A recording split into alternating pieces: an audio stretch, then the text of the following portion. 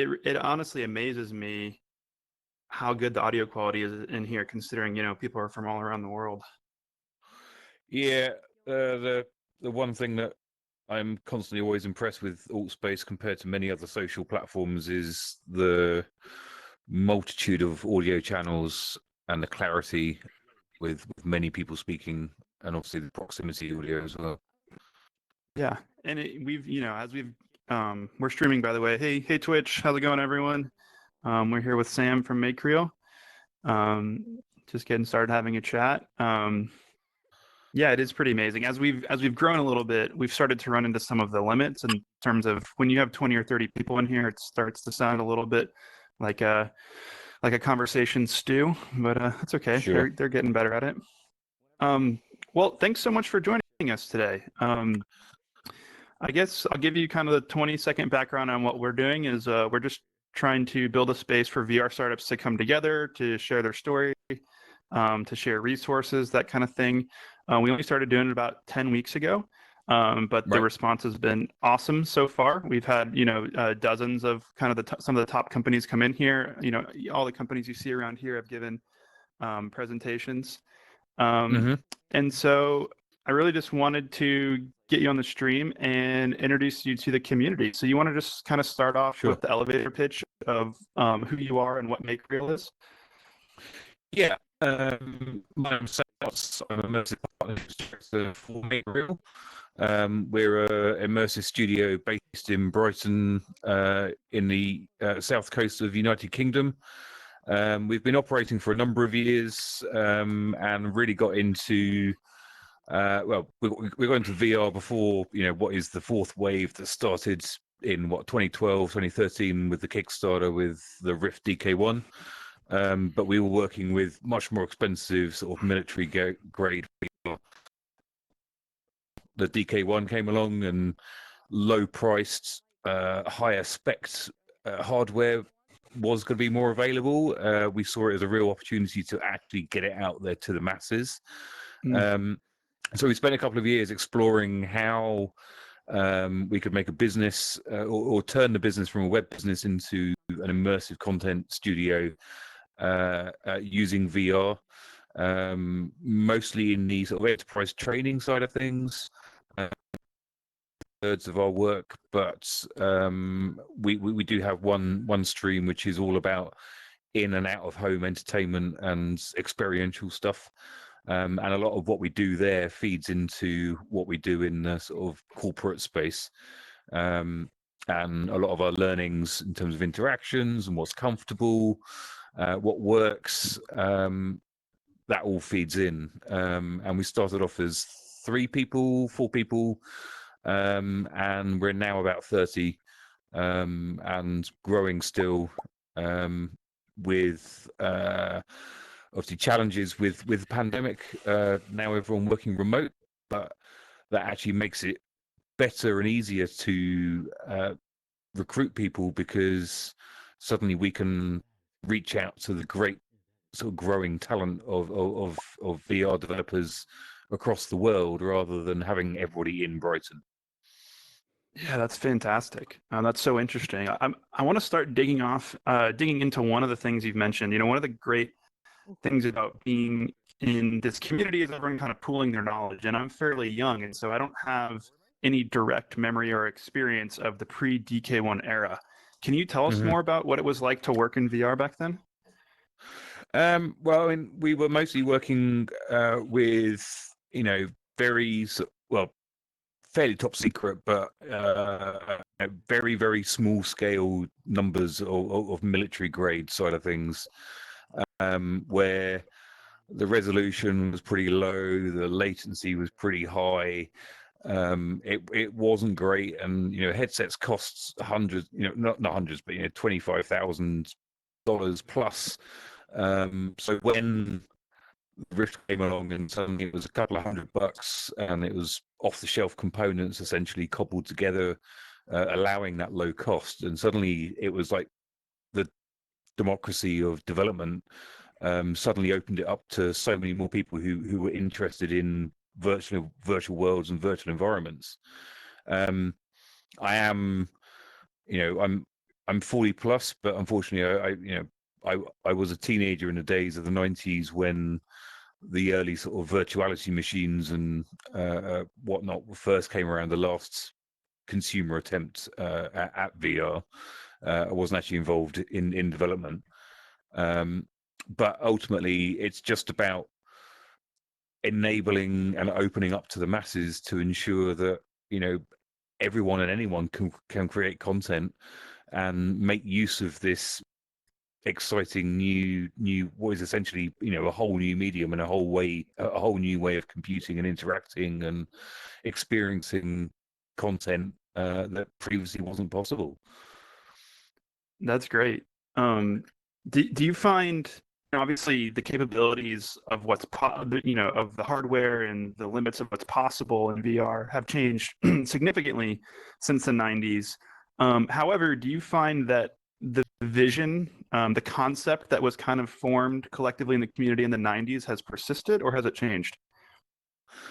I think there's a lot more commercial viability now, and people can certainly make a longer lasting business out of it. But then with that comes all the same problems of commercialization, where you get a lot of people who aren't necessarily in it for the best intents. They just want to make a quick buck and get out. Whereas this is it's a slow burn technology. I'm sat here today in my Quest 2, and it's super comfortable. It's super lightweight. It's standalone. I don't have a tether. It's fully tracking me within my space. But DK1, there was no 6 DOF. It was a 3 DOF headset. There was terrible screen door. The refresh wasn't as good. And if you look back to the 90s and what companies like VPL and Darren Lanier were doing, a lot of what they achieved then, it's what people are still doing or trying to achieve today. So there's systems from the 90s which haven't been bettered today in terms of what they created, in terms of what the possibilities were. It's just the technology has got less tethered, less heavy, higher resolution, and content-wise, with engines like Unity and Unreal, the growing power of WebXR, it's a lot easier to create content, and it's a lot easier for people to get involved and make something and experiment. Yeah, no, for sure. I think we're seeing a lot of those same things. That kind of transition to cheaper, more reliable hardware reminds me of a quote from you may have read the book The History of the Future, which is about the formation of Oculus and Palmer Luckey in the early Sure. days. And it tells a story of him bringing this technology to a defense contracting conference. And he's meeting with different kind of acquisition specialists and purchasing managers in the military. And one of them comes and tries the device and said, "Well, this is incredible. How much does it cost?" And he says, "It's going to be 400." And the guy says, Yeah. "Well," he says, "that's awesome, but could you do 300?" And they kind of just had a little chat about it and then moved on. And then later they realized that the military guy meant 300,000, and Palmer Luckey meant Right. $400. And so the leap forward in accessibility and in price was really incredible. I was looking through your website. And we have a lot of people that come in that tell us, they're working on X or Y, but they pay the bills by developing these learning and training experiences, because that's one of the sort of niches that has gotten the most traction. And then within learning and training, I think we've seen a niche within a niche to get an especially high amount of traction is this soft skills training. And I saw that you guys have been doing a lot of work in soft skills training. Can you tell me more about that work? Yeah, so we started off like most people, using VR to create a lot of the sort of obvious use cases of putting people into dangerous environments, a lot of health and safety, and using a lot of the powers of VR there. And it was a large financial institution, Lloyd's, who came to us, and they're like, "We love VR, but apart from like making a roller coaster out of a share chart, we can't really see how we can use it for our organization. Sure. And a lot of what we do when we work with a new client or a longer term a partner is, we will put a prototype together. We will explore a very simple use case or a very specific problem that they have. And we were like, look, we don't know how soft skills is going to work in VR either. We don't know if creating a human who you can relate to is going to be, low cost enough, or we don't know if it's going to be believable. We don't know if it's going to freak people out because we get to that uncanny valley level of things. But let's give us some of your existing soft skills training material, and we'll create a test scenario around it, and then you can use it, put your employees through it, and then gather feedback and tell us what you think. And there's a number of problems inherent with traditional ways of teaching or carrying out soft skills training, like doing sort of role play, face-to-face training. People don't really take it seriously, or they get embarrassed by doing it. Or if they're using actors, it's not necessarily consistent. And the one thing about training is that obviously every person going through the training needs to have the same experience. Otherwise, you can't really measure the outcomes effectively of whether this person has actually learned and what the score is in relation to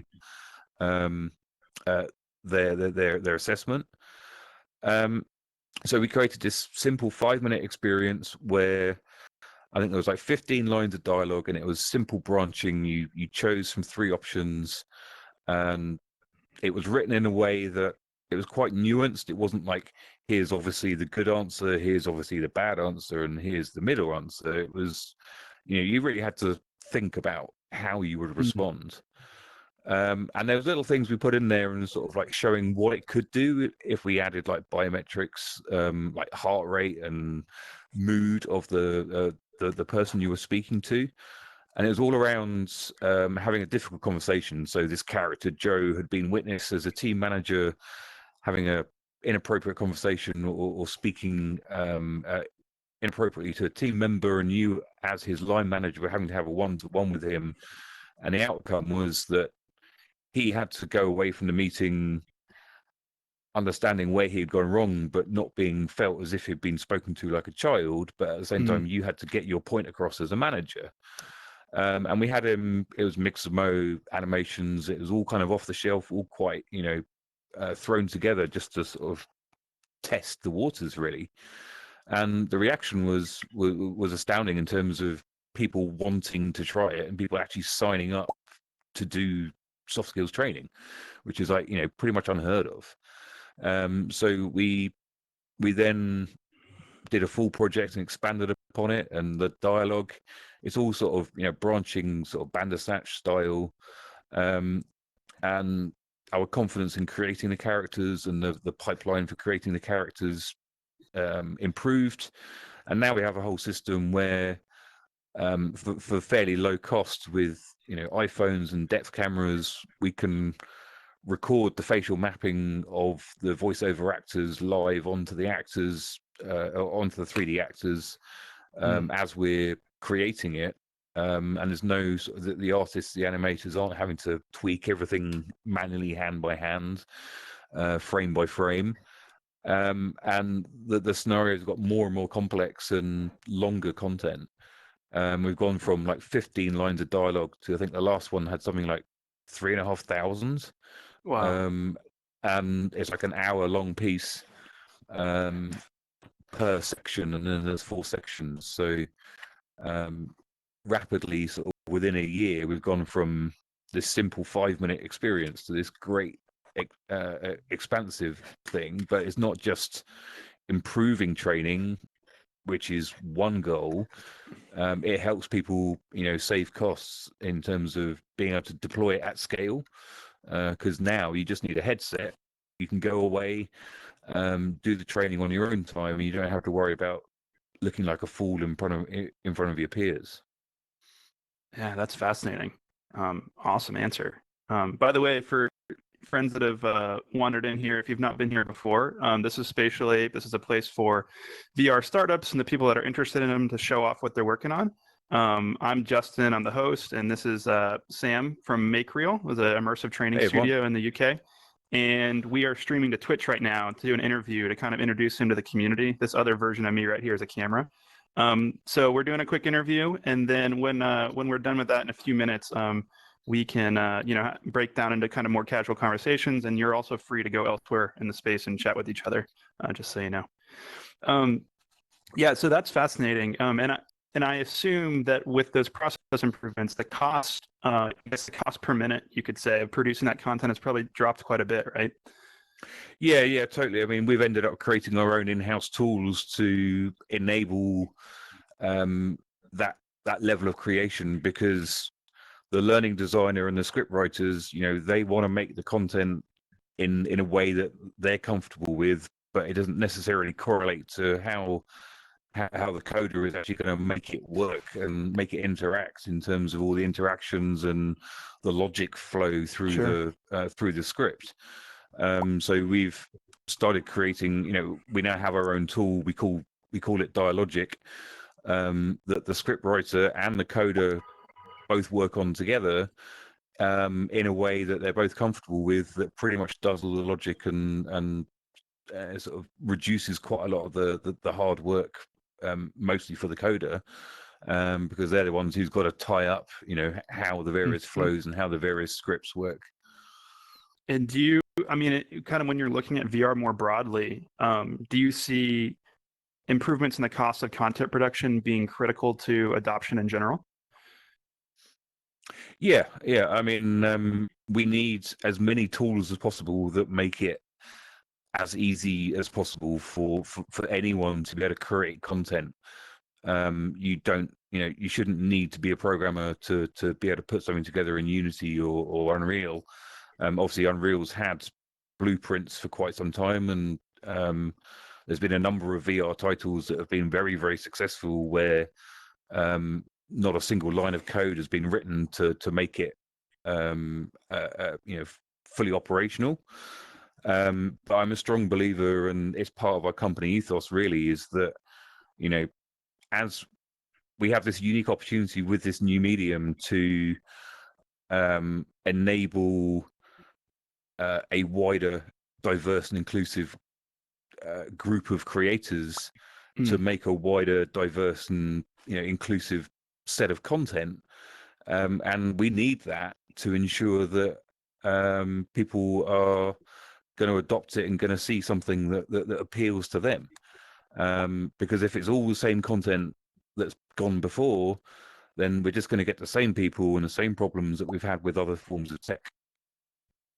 Yeah, absolutely. And it seems like, you know, it appears more and more imminent every day that capturing artifacts directly from reality through 3D scanning and photogrammetry and reconstruction is Yeah. eventually going to be a big part of that. Do you see that being a part of your pipeline in the near future?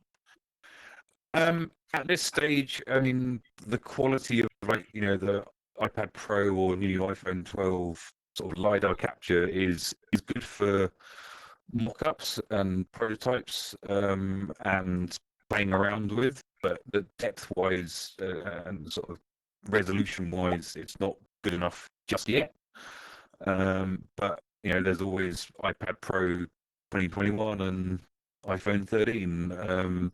Sure. But if you look at like the other end of photogrammetry, such as the wonderful Puzzling Places, the work that they're doing is showing that this form of real world capture is certainly now, it's got a workable pipeline. Yes, you still have to take a lot of photos and still a lot of time and effort involved, but there are the tools in the pipeline that allow you to automate a lot of that.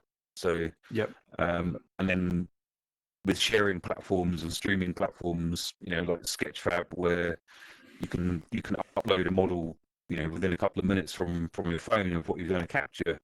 and share it across the world and have it as a downloadable object. It's just all these pieces slowly coming together, which will Yep. open up and make creation so much easier for everyone. Yeah, no, I couldn't agree more. And for anyone who's interested in going in depth in photogrammetry, I encourage you to go to spatialite.com and check out the interview with Puzzling Places, because they really are, world leading experts in that stuff, and what they're doing with that app is pretty cool. So another question I have for you is, you've mentioned, okay, so I come to a big corporate client. I can't remember the financial institution that you referenced specifically, but Lloyd's, right? So Lloyd's comes to you and they say, you say, well, we don't know exactly what we're going to do for you, but we'll build a prototype. We'll get a process going by which we iteratively kind of find the high value things we can actually do for your company. Have you noticed that your role in that respect from 2012 to 2020 has shifted, where before you were really largely educating the client, and now they're more often coming to you with specific ideas that they want built, or are we not there yet? I think a lot of it does depend upon the client, and having a champion, a technology champion or an immersive champion within the organization already established is, very, very beneficial. But it's a double-edged sword, because a little bit of knowledge can be dangerous. And there's a number of choices that we have to make that are constrained by all the usual time, budget, quality, etc. trifecta, that we are making based upon our experience of the 100+ experiences that we've deployed before. So when they're like, oh, why do I have to pay enterprise prices, or why can't I just go and buy buy this device off Amazon? Look, this guy's got it for £100 less than what you're charging me. But it's like, yeah, but you need 100 or 200 of them. Sure. You can't just buy it from Joe Bloggs' garage hardware store kind of thing. But also now it's becoming more popular. You're getting a lot more awareness of the technology, and a lot more other departments interested in terms of how is it actually going to be deployed, how is it going to work on the systems. If it is going to be deployed at scale, the IT team want to get involved, procurement want to get involved. They want to make sure that they're getting the best value for their money. They want to make sure they're not introducing a device which is going to cause problems on their network. Whereas before, with pilots and small scale things, you could kind of sneak them in the back door, because they knew they were only going to be used in like one department at low scale. So we kind of jokingly call some of these departments the departments of business prevention. But it does add a few extra steps and length of time to deployment to make sure that you have all the stakeholders on board beforehand, because if somebody, this new exciting thing, somebody hears about it, they'll come along later on, and then suddenly they go, oh, but we weren't involved, we hadn't signed off on this, etc., etc. But we're also at the stage where we've gone through the excitement of consumer launches in 2016. We've had issues of the sort of drought that killed off a lot of people in 2017, or 2014, 2015. People were expecting consumer launches before then. Yeah. And a lot of companies really struggled to last until that consumer launch. There was a lot of overhyped, inflated sort of expectations around volume numbers, money to be made, etc. So we saw a lot of people leaving the scene in 2017, 2018. But we also saw a lot of devices come and go and try and do things really cheap. And to a certain degree, things like Google Cardboard and mobile VR, 3.VR, they were really good because they were really cheap and they were accessible to a group of people who that was their only option. Sure. But then at the other end, because they only offered a limited experience. And we're still at the stage where 7 or 8 out of 10 people, the first, if it's your experience that they're trying, that could be their first.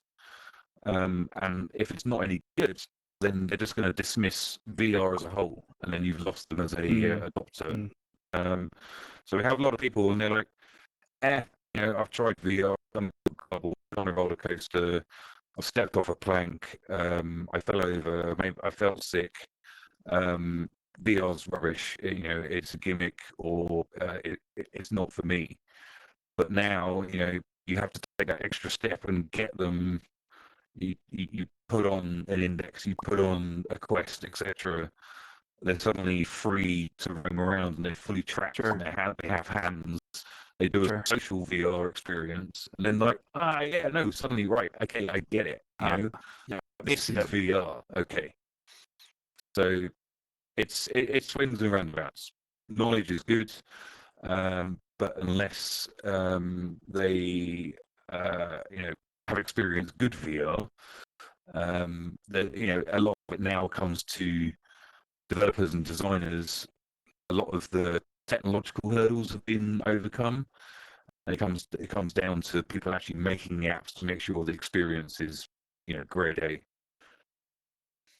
Yeah, for sure. No, that's great. And we're coming up to the end of the segment here, so I'll just ask you one more question.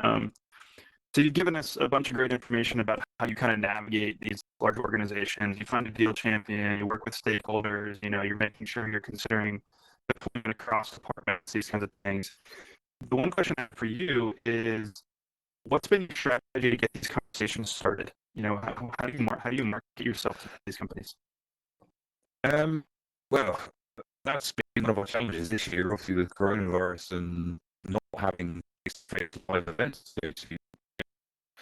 I can talk to my own house, come home, I show as many videos, whatever. But people don't get VR until you put a headset on them, and then within 20 seconds they're like, right, okay, I understand it. It's really hard to convey the sense of what VR can do through a video or through a talk. So not being able to do those events where we have a booth and where we have attendees and people are trying out VR for the first time or specific experiences that they're interested in, that's been really hard. But now, thankfully, the prices have come down, and we're finding more people are more likely to have at least tried it somewhere.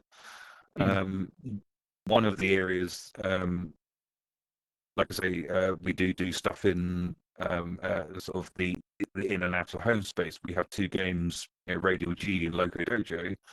Loco Dojo's surprised us initially by being really popular in VR arcades. It's just something we tried out as an experiment, and now it's like within the top 10 played games. Awesome. It's in 500 locations around the world, and VR arcades. I mean, I predicted it back in 2014 that VR arcades would see the rebirth of arcades. It's unfortunate obviously that a lot of spaces have struggled, but they are providing a gateway for a lot of people to experience what VR is, who don't necessarily have that space at home or don't have the PC or the hardware. But yeah, through enterprise, through work, and through VR arcades, I think they're some of the biggest drivers of adoption beyond your typical gaming users. Yeah. And to wrap up here, you have the attention of our community through the stream right now. Is there anything that we can do to support you in the near term? I think it's just always calling out bad VR, but always pay attention to the design and think about the user experience, and focus on the experimentation and the fun stuff. The rules are still being written and broken daily, and it isn't necessarily set in stone of what does and doesn't work. From a financial perspective, if you're making a game, it currently makes sense to make something that involves shooting things or slashing blocks, because those are the ones that seem to make the most money. But through platforms like SideQuest, there's still that great support for experimentation. And I think one of the great things about the community is that they're always looking for what is that unique, fun, new interaction that couldn't be done before. And just go out there, make support. If you can't make support those who are, and just help spread the word. Yeah, And that's awesome. nausea. Well, thanks so much for coming on the stream. I really appreciate it. Thanks For for having anyone me. that's if anyone that's watching at home, feel free to check out spatialape.com and make a post if you have questions for Sam, and we'll make sure he sees it. And if you're interested in coming back when there's more folks like Sam here, Thursdays are the day that we usually have the founders and executives in here. But thanks so much for watching, and thanks so much for your time, Sam. Thanks for having me. It's been great. Great. I'm happy to take any questions from those who are here. Yeah, anyone has one, go ahead. We didn't invite anyone in here or announce the stream, so it's great that people just kind of showed up to hang out with us. Yeah, it's great to see everyone. Hey, how you doing? I just wanted You got to a question? Yep. I just wanted to point out that I've been chasing down VR and other virtual reality platforms for many years. You claim that the process is coming along slowly, but if you're self-taught online, it's actually going pretty fast. Yeah. I just think in terms of like wider adoption, I think a lot of people have been expecting this huge, sort of hockey stick takeoff, and I think it's very easy to get caught in a little sort of bubble of influence online. But I think you just have to look at all the various potential groups of who could be using VR. We're still looking at there's 5 million plus PSVRs, probably a couple of million Quests. We're still looking at fairly low numbers overall compared to like how many Steam users there are. I think it's like 2% of Steam users, I think, are now using VR, or have a headset connected when they're doing the hardware. And that's obviously a lot more people this year than it was last year, and it's growing more quickly, but still, it's still fairly niche overall. And I think a lot of it, the design is getting better. Not having to have high-end PCs, a lot more applications doing more than just games, a lot more creation. But it's easy to think, and I do it all the time because I talk about VR all the time, and I just think that, hey, everyone's tried VR and everyone knows what it is, but daily I come across people who have no idea what I'm talking about. Yep. Do you want to ask a question? I have another one. Go ahead. Do you find that general user interfaces, like the ease of use of such a platform, actually sort of encourages people to engage in the creation of VR or the addition of information and data, suggestions to make things better, etc.? Or do you think that they might be blind to how difficult it actually is to achieve such a platform? I think there's a lot of rules around interfaces that haven't been figured out yet. I think there's a balance between what is easy to use and what is obvious to use, but also what doesn't cost a whole ton of money to make. I mean, one of the biggest problems we have in VR straight away is the fact that we can essentially, well, theoretically pull any object to our face and expect it at close detail, whereas like any normal game on a traditional flat screen, the user's path is controlled in such a way that you don't have to model much of the content at high detail because it's never going to be close to where the user's camera view is. Whereas now, I can go up to that wall and I can see it's quite a low texture, or I can pick up at any objects within, Half-Life Alyx, for example, and that because of that, they've had, so many more artists just, painstakingly making sure that every single asset is of the highest quality possible. So Yep. art has suddenly become like super important. I mean, it always was important, but in terms of the actual quality and unexpected user interactions, really, because the more we try to replicate real life, the more we can't do something in VR, the more disconnected we get. Therefore, the harder it is and the more complex it is to create a virtual experience to feel more real. But then, are we just trying to recreate reality, or should we do things that are more abstract? And ultimately, we're so used to being sat down with a gamepad or a mouse and a keyboard. Suddenly having to reach and grab and move our arms and move our legs and run around a 3 meter square space all the time, it's hard work. It's tiring. Yeah, totally. But before we take another question, just curious, do we have Thank is you Thomas for that. Kamusa here? That's right.